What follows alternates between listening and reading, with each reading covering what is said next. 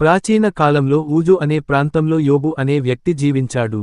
యోబు ఒక నీతిమంతుడు, దేవుని భయపడేవాడు, చెడు పనుల నుండి దూరంగా ఉండేవాడు. అతనికి చాలా ధనం, ఆస్తి, పశువులు, మరియు 7 కుమారులు, 3 కుమార్తెలు ఉన్నారు. యోబు దేవుని భక్తుడు కావడంతో ప్రతిరోజు తన పిల్లల కొరకు బలులు అర్పించేవాడు, వారు తెలియకుండా పాపం చేసి ఉండవచ్చని భయంతో. ఒకరోజు దేవుని సన్నిధిలో సాతాను, శత్రువు, వచ్చాడు. దేవుడు యోబు గురించి సాతానుతో మాట్లాడాడు. నీవు నా దాసుడైన యోబును చూశావా? అతడు నీతిమంతుడు, భక్తుడు. అప్పుడు సాతాను అన్నాడు, యోబు నీకు భక్తి చూపుతున్నాడు ఎందుకంటే నీవు అతనికి సంపద, రక్షణ ఇచ్చావు. అతని వద్ద ఉన్నవన్నీ తీసివేస్తే అతడు నిన్ను శపిస్తాడు. దేవుడు సాతానుకు అనుమతి ఇచ్చాడు. అతని ఆస్తిని తాకవచ్చు, కాని అతనిని తాకకు. తర్వాత సాతాను యోబు యొక్క పశువులు, గృహాలు, సేవకులు, మరియు పిల్లలను కూడా నాశనం చేశాడు.